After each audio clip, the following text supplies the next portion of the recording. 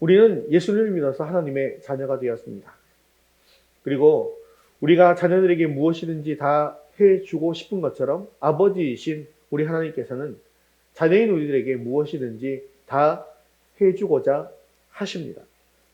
그리고 하나님께서는 우리의 인생사를 주관하시며 우리에게 필요한 모든 것을 다 주시기로 약속하시고 또한 그것을 이루어 주시는 분입니다. 오늘 본문 속에 보면 에스겔을 통해서 주신 하나님의 약속이 무엇인가 이것을 잘 살펴볼 수가 있는데요. 에스겔은 하나님의 계획 가운데 예루살렘이 회복되고 이스라엘이 바벨론 포로에서 이제 해방될 것이다 라고 약속해 주십니다. 하나님께서는 또한 예레미야에게도 또한 약속을 주셨죠. 심지어 예레미야에게는 몇 년 동안 이 포로 기간을 지내고 자유하게 될 것인가에 대해서도 이야기해 주셨는데 정확하게 연수를 70년이다 라고까지 말씀해 주셨습니다. 그렇기 때문에 이제 하나님의 때가 되면 이스라엘 자손은 바벨론에서 또 페르시아에서 해방되어서 예루살렘으로 돌아올 것이 분명한 것 아니겠습니까? 이것이 바로 하나님의 계획이시고 또 하나님께서 하신 약속이지요. 그러면 하나님의 약속을 오늘 본문 36절은 어떻게 말씀하고 있는지 함께 읽어보도록 하겠습니다. 너희 사방에 남은 이방 사람이 나 여호와가 무너진 것을 건축하며 황폐한 자리에 심은 줄을 알리라. 나 여호와가 말하였으니 이루리라. 아멘. 자, 하나님께서 뭐라고 약속하십니까? 나 여호와가 말하였으니 이루리라. 황폐해진 그 자리에 다시 돌아가게 해주겠다. 지금 포로 생활을 하고 있지만 다시 돌아가게 해주겠다. 이것이 하나님의 약속이고 하나님께서 말씀하셨으니 어떻게 하신다? 이루어 주신다 라고 약속하고 있습니다. 너무나도 확실하게 약속하신 것이죠. 하나님께서는 말씀하신 대로 약속을 이루시는 분 맞으십니까? 신실하신 하나님이시잖아요. 약속은 반드시 이루시는 분이잖아요. 그렇다고 한다면 이스라엘 자손은 아무 일도 안 해도 된다는 것입니까? 그것이 아닙니다. 하나님의 약속은 반드시 이루어지지만 오늘 본문은 이 하나님의 약속을 이루기 위해서 우리가 해야 할 일이 있다라고 분명하게 말씀하고 있습니다. 하나님께서 예정하시고 계획하신 일이 있지만 우리가 그 계획하신 일을 이루기 위해서 우리가 해야 할 일이 무엇인지 오늘 말씀을 통해서 깨닫는 저와 여러분 되시기를 주님의 이름으로 축원합니다. 우리 첫 번째 같이 읽겠습니다. 하나님은 기도로 역사하십니다.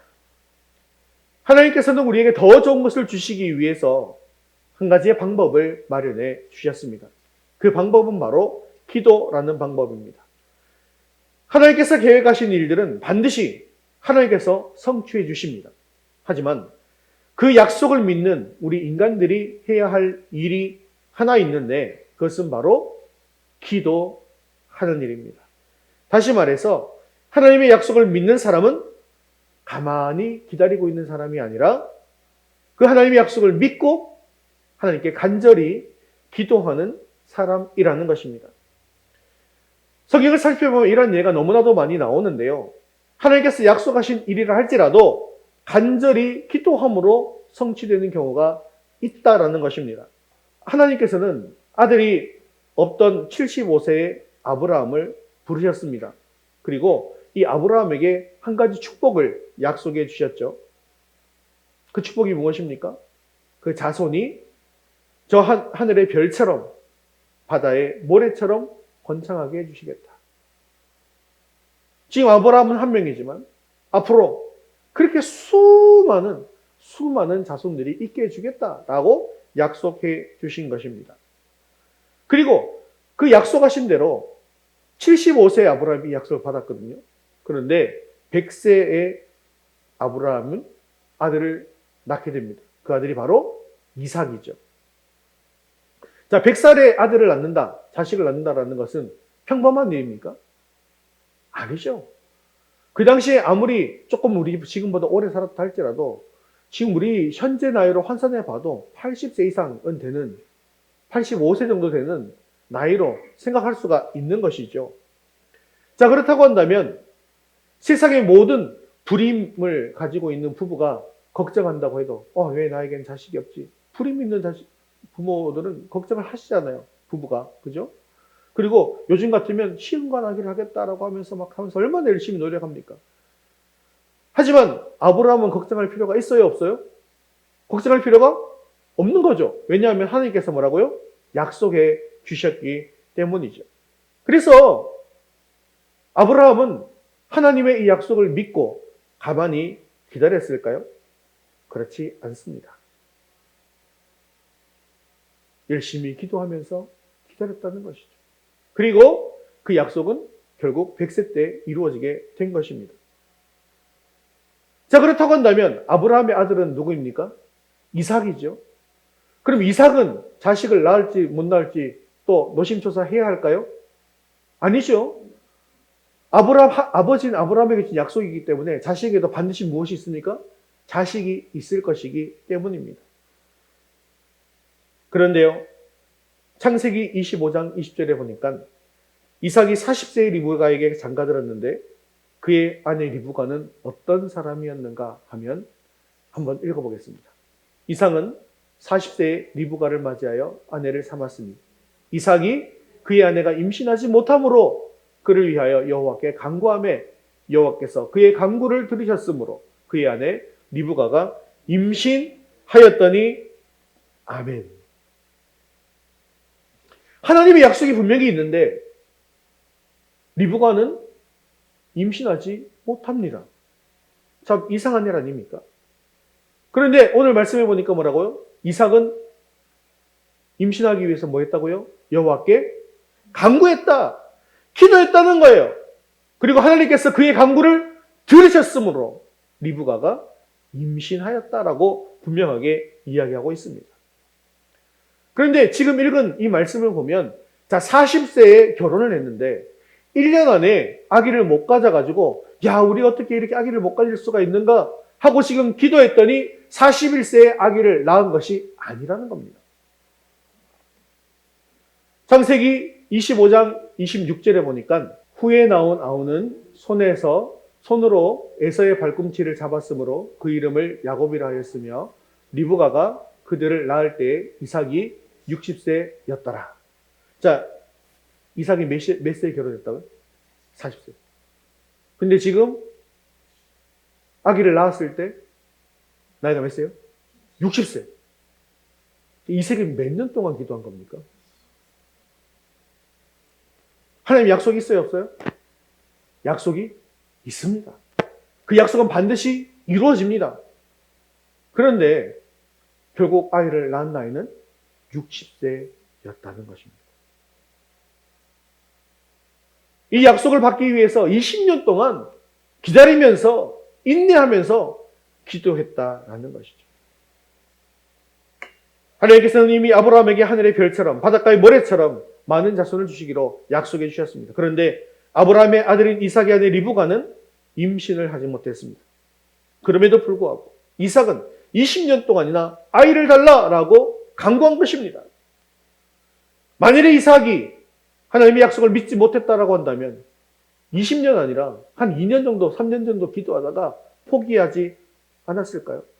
그리고 리브가는 어차피 불임인 여인이니까 하나님의 약속이 있는데 리브가는 불임이니까 어떻게 했겠어요? 아기를 가지려고 리브가를 버리고 쫓아내버리고 다른 아내를 얻었겠죠. 하지만 하나님의 약속을 믿었던 이삭은 더욱더 간절하게 부르짖었습니다. 그리고 하나님의 약속이 결국 이루어지게 된 것입니다. 우리가 잘 알고 있는 이 출애굽 사건이라고 하는 것도 사실은 아브라함에게 주신 하나님의 약속이 이루어진 것입니다. 하나님께서는 아브라함을 부르시고 자손을 주시겠다라고 약속하셨지만 또한 어디를 주시겠다고 했습니까? 네가 서 있는 동서남북을 바라보라. 바라보는 그 땅을 모두 너에게 주겠다 했죠. 그죠? 그리고 하나님께서는 처음 아브라함을 부르실 때 어떤 약속을 주십니까?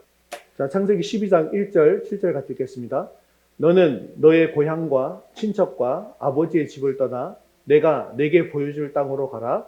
내가 이 땅을 내 자손에게 주리라. 아멘. 자, 하나님께서 뭐라고 약속하셨습니까? 내가 내게 보여줄 땅으로 가라 했어요. 그 땅이 어디예요? 가나안 땅입니다. 그리고 그 가나안 땅을 내 자손에게 주리라 했어요. 그런데 하나님께서 이렇게 약속했는데 결국 가나안 땅에 살고 있던 이스라엘 백성들이 어떻게 됩니까? 가뭄이 와서 어디로 가게 돼요? 애굽으로 가게 되잖아요. 그리고 가나안 땅에 누가 살게 됩니까?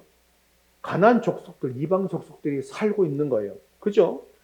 그리고 애굽에 가서 금방 나오지도 못했습니다. 애굽에서 몇 년 동안 있었냐면 이번에는 400년이 있었어요. 거기서 그냥 또 자유민으로 살았던 것이 아니라 노예 생활을 하게 되었다는 것입니다. 그리고 출애굽 직전의 상황을 보면 바로의 압제는 점점 더 심해지고 있었고, 그리고 이스라엘 자손은 고통의 세월을 보내고 있는 것입니다. 그 속에서 이스라엘은 하나님이 약속이 있었죠? 하나님이 약속이 있으면 그것이 이루어지기 위해서 뭐 해야 된다고요? 기도해야 된다는 거예요. 하나님께 간절하게 기도합니다. 출애굽기 2장 23절 24절 같이 읽겠습니다. 이스라엘 자손은 고된 노동으로 말미암아 탄식하여 부르짖는 소리가 하나님께 상달된지라. 하나님의 그들이 고통 소리를 들으시고 하나님이 아브라함과 이삭과 야곱에게 세운 그의 언약을 기억하사, 처음에 보니까 탄식하여 부르짖습니다. 그러니까 하나님께서요 그들의 고통의 소리를 들으십니다. 그리고 하나님께서 무엇을 기억하십니까? 언약을 기억하시는 겁니다. 이렇게 부르짖는 소리를 하나님께서 들으시고 하나님께서 언약을 기억하시는 것입니다. 애굽에 가게 될 것과 애굽에서 나올 것은 이미 아브라함 시대에 약속하신 언약이었다는 것이죠. 자, 그 언약이 정확히 기록되어 있어요. 창세기 15장 13절, 14절을 보면 정확히 기록되어 있습니다. 읽겠습니다. 네 자손이 이방에서 객이 되어 그들을 섬기겠고 그들은 400년 동안 네 자손을 괴롭히리니 그들이 섬기는 날을 내가 징벌할지며 그 후에 네 자손이 큰 재물을 이끌고 나오리라. 아멘. 자, 가나안 땅에 있겠다는 약속도 있지만 창세기 15장에는요 정확하게 이방에서 뭐 한다고요? 이방에서 객이 되어서 그들을 섬기겠다. 그죠? 뭐가 된다는 거예요? 노예가 된다는 얘기잖아요. 거기서 몇 년 동안 있는다고요? 400년 동안 있는데 400년 동안 어떻게 한다고? 그들이 괴롭히잖아요. 그래서 이스라엘 백성들이 아까 뭐예요? 탄식하면서 부르짖지 않습니까? 그랬더니 나중에 큰 재물을 이끌고 나오리라. 이스라엘 백성들이 거기서 갖고 나올 수 있는 것들을 많이 갖고 나옵니다. 부자가 돼서 나오는 거예요. 하나님의 약속은 이렇게 너희들이 분명히 애굽으로 가게 되겠지만 다시 애굽에서 나오게 되는 것입니다. 그런데 중요한 것은 이거라는 거죠. 이렇게 하나님께서 약속을 하셨지만 이스라엘이 애굽에서 부르짖을 때 비로소 하나님께서는 출애굽의 역사를 시작하셨다는 것입니다. 사랑하는 성도 여러분, 하나님께서는 이미 우리의 삶에 대한 것들을 다 계획하고 계십니다. 그런데요, 그 하나님의 계획은 우리가 뭐 할 때 이루어진다고요? 기도할 때 이루어진다. 하나님이 이미 400년 전에, 20년 전에 사실 우리 삶에 대한 계획은 창세전에 이미 다 계획하고 계시더라는 겁니다. 하지만 그 계획은 바로 우리가 기도할 때 이루어진다는 사실을 믿으시기 바랍니다. 하나님은 우리가 기도하기를 기다리고 계시고 우리가 기도할 때 비로소 역사하십니다. 그리고 우리가 기도하면 정말로 놀라운 일들이 일어나게 된다는 것이죠. 우리가 상상할 수도 없는 일들이, 우리가 상상할 수도 없는 방법으로 하나님은 역사하더라는 것이죠. 하나님은 기도로 역사하시게 되어지는 것입니다. 예레미야 33장 3절에 이렇게 이야기하고 있습니다. 너는 내게 부르짖으라. 내가 네게 응답하겠고 내가 알지 못하는 크고 은밀한 일을 내게 보이리라. 아멘. 하나님께서는 부르짖고 기도하면 반드시 응답하겠다는 것입니다. 너에게 한 약속을 기억하겠다 하시는 것입니다. 그리고 기도는 우리가 하지만 그 일을 이루시는 분은 누구시라는 겁니까? 하나님이신데 우리가 알지 못하는 크고 은밀한 일들을 우리에게 우리 눈으로 보이게 해주시겠다는 것입니다. 응답하시고 크고 은밀한 일을 우리에게 보여주시는 그 하나님을 굳게 믿으십시오. 이삭은 몇 년 기다렸다고요? 20년이요. 이스라엘은요 400년 동안 기다리면서 기도했습니다. 이스라엘 백성들은 포로 기간 동안에도 70년 동안 기다리면서 기도한 것입니다. 하나님의 응답이 오래 걸린다 할지라도 끝까지 포기하지 않고 기도할 수 있는 저와 여러분 되시기를 주님의 이름으로 축원합니다. 자, 우리 두 번째 같이 읽겠습니다. 하나님의 약속은 이루어주기를 구해야 합니다. 오늘 본문의 배경은 이렇습니다. 이스라엘 백성이 타락했어요. 하나님을 섬기지 않고 무엇을 섬깁니까? 우상을 섬기게 된 것이죠. 그렇기 때문에 하나님께서는 너희를 망하게 하겠다, 멸망시키겠다라고 계속해서 경고했음에도 불구하고 이스라엘은 계속해서 우상을 섬겼고 결국 하나님은 그 말씀대로 또 이루어 주신 거예요. 이스라엘이 결국 멸망하게 되었습니다. 그리고 바벨론의 포로로 잡혀가도록 하셨습니다. 그리고 포로로 잡혀간 이스라엘 민족은 온갖 수모를 당하고 고통 중에 거하게 된 것입니다. 그런데 이런 것을 바라보는 하나님의 마음이 깊으시겠습니까? 그렇지 않겠죠. 그래서 하나님께서는 이스라엘 백성들을 다시 회복시키시기로 작정하셨습니다. 그리고 그의 백성들이 회개하고 다시 하나님 앞에서 바로 설 수 있도록 기회를 주신 것이죠. 그래서 33절 이하에 보면 어떻게 회복해 주실 것인가에 대해서 말씀하고 있는데 33절에 30절 같이 읽겠습니다. 모든 죄악에서 정결하게 하는 날에 황폐한 것이 건축되게 할 것인즉 이제는 에덴 동산 같이 되었고 나 여호와가 말하였으니 이루리라. 아멘. 너희들이 죄악에서 정결하게 되어진다고 한다면 황폐한 것이 건축되게 해주겠다. 그리고 이것이 에덴 동산 같이 해주겠다라고 말씀하십니다. 말하였으니 여호와가 말하였으니 이루리라인데 우리가 해야 할 일이 무엇입니까? 그것이 바로 37절에 나오는 것이죠. 같이 읽겠습니다. 주 여호와께서 이같이 말씀하셨습니다. 그래도 이스라엘 족속이 이같이 자기들에게 이루어주기를 내게 구하여야 할지라.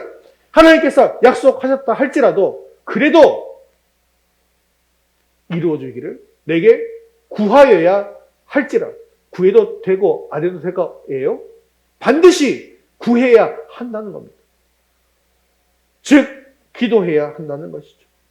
이런 놀라운 축복, 크고 은밀한 일들이 일어나게 될 것인데 이것이 이루어지기를 위해서 그래도 구해야 한다는 것입니다.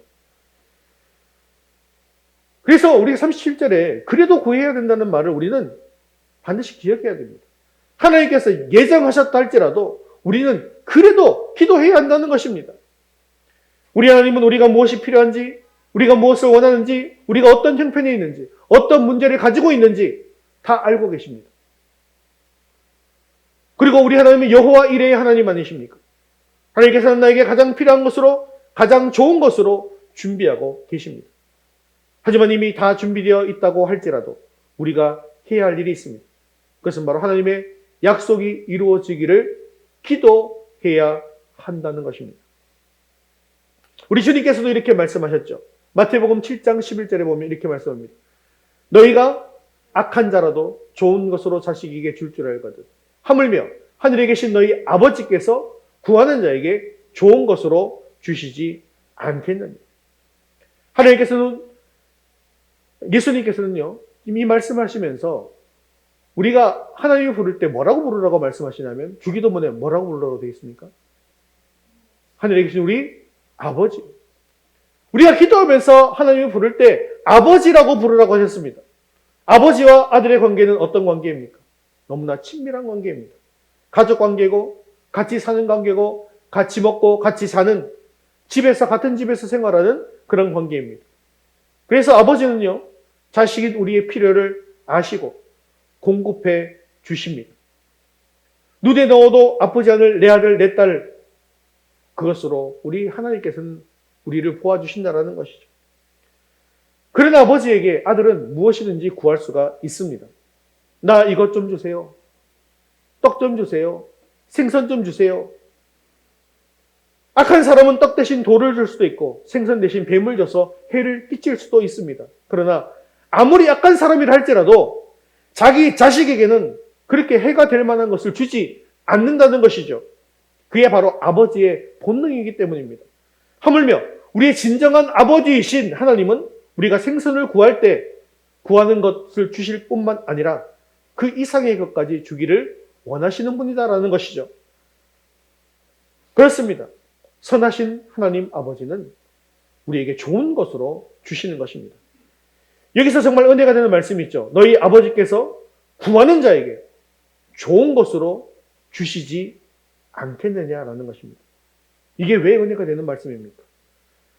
하늘에 계신 너희 아버지께서 구하는 자에게 구하는 것만 주겠다라고 하지 않으시죠. 구하는 자에게 좋은 것을 주시겠다라고 말씀하고 계시기 때문입니다. 그런데 사실 우리는요, 무엇이 나에게 있어서 가장 좋은 것인지 잘 알지 못할 때가 많이 있습니다. 우리가 기도할 때 성공하게 해주세요, 돈 많이 벌게 해주세요 라고 기도하는 게 좋을 것 같죠. 그래서 성공하고 돈 많이 버는 게 좋을 것 같지 않습니까? 그런데요, 실제로 성공하고 돈을 많이 벌고 나면 이제 하나님은 필요 없어요 라고 하면서 탕자와 같이 하나님을 떠나버리기도 하더라는 것입니다. 즉 우리 입장에서 좋은 건 줄 알았는데요, 사실은 알고 보니까 안 좋았던 것입니다. 자, 그렇다고 한다면 우리가 기도할 때 이것이 정말로 하나님의 뜻일까 아닐까 라면서 조심해서 구해야 하는 것일까요? 이 질문에 대해서는 제가 지난주 우리가 목장 모임하면서도 조금의 답을 드렸습니다. 자, 우리가 하나님의 뜻대로 이거 맞는가? 아닌가? 그걸 생각하면서 기도해야 하는 것일까요? 조심해서 구해야 되는 것일까요? 정답을 말씀하면요, 아니라는 겁니다. 우리 하나님께서는요, 놀랍게도 내가 구하는 대로 주시는 것이 아니라 나에게 좋은 것을 주시기 때문이죠. 그래서 우리는 기도할 때 안심하고 기도할 수 있는 겁니다. 만일에 기도할 때 내가 하나님의 뜻대로 구할 때는 하나님께서 칭찬해 주시고 뭐 좋은 걸 주시지만, 하나님의 뜻이 아닌 오답으로 기도하면 하나님께서 막 채찍을 치시고 벌을 주신다 그러면 기도할 수 있어요, 없어요?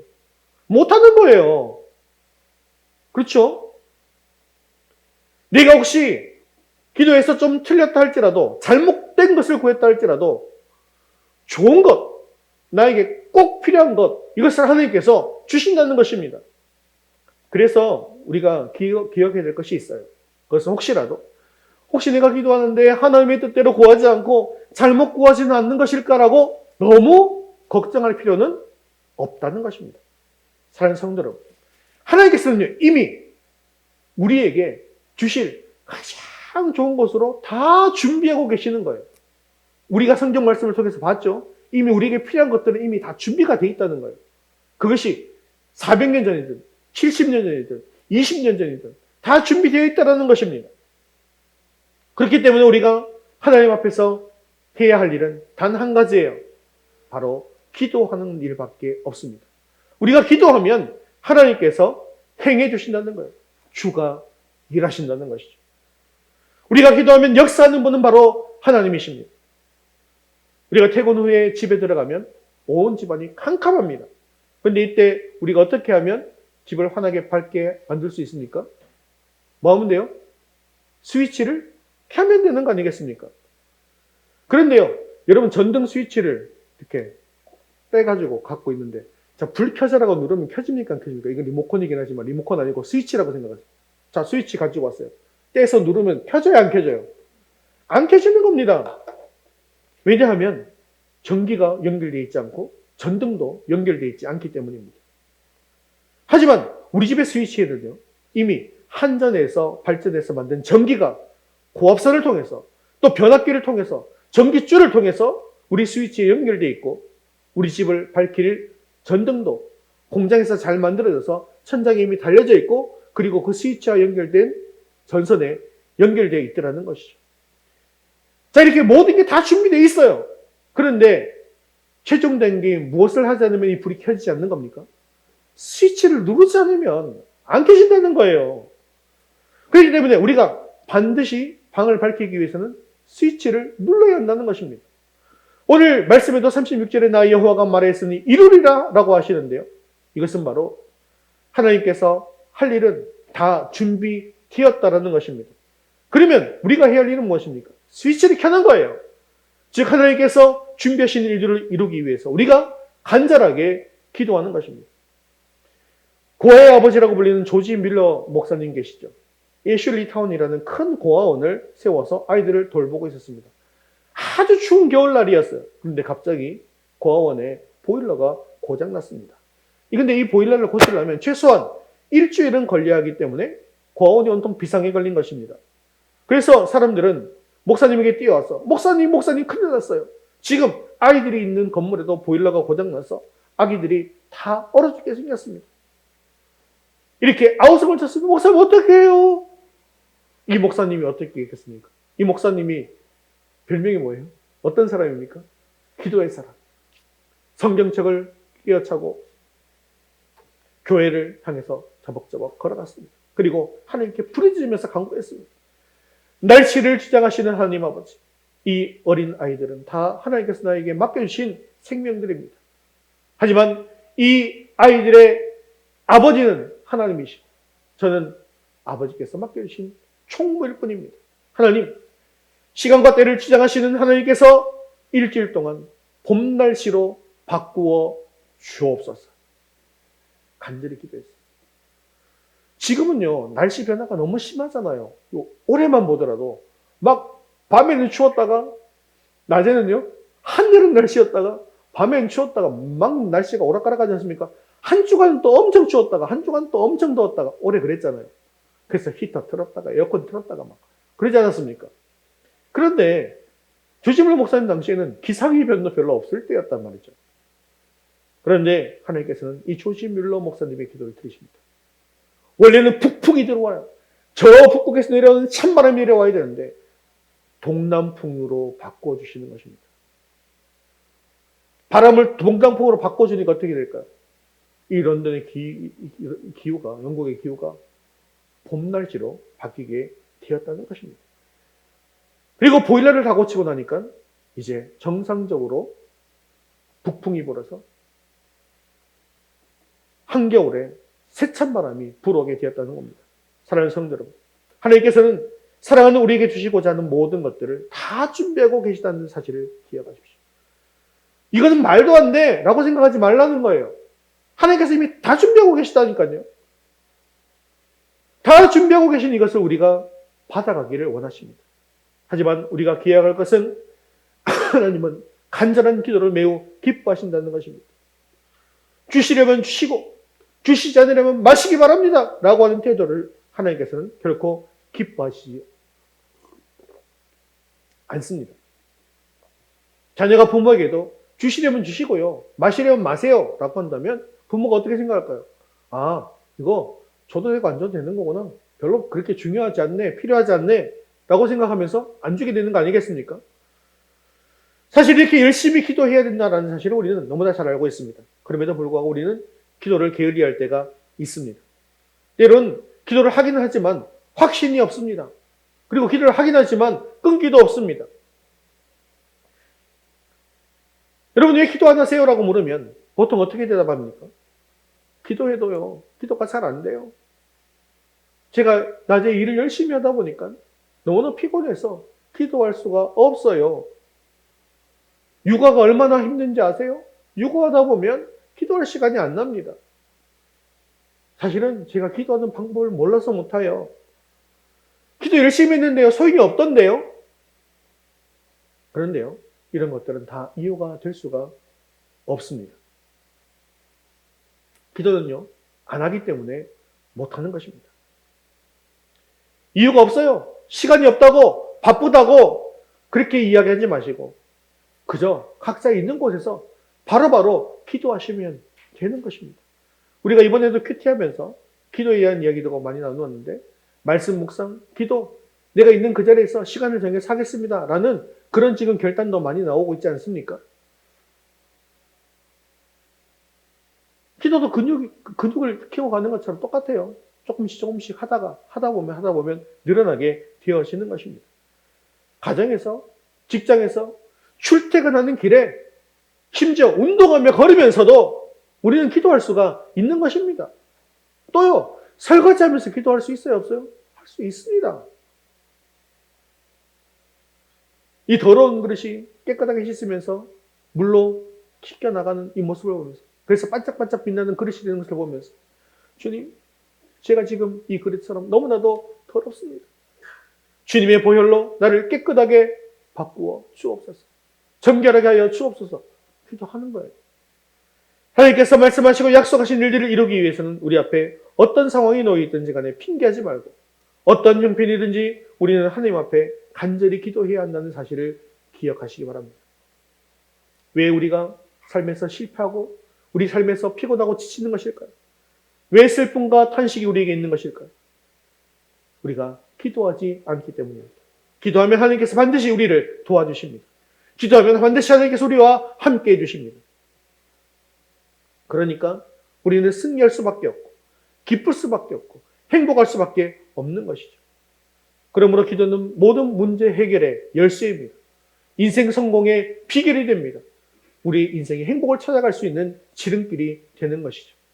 그리고 우리가 간절히 기도하고 난 뒤에는 하나님께 모두 맡겨드리는 것입니다.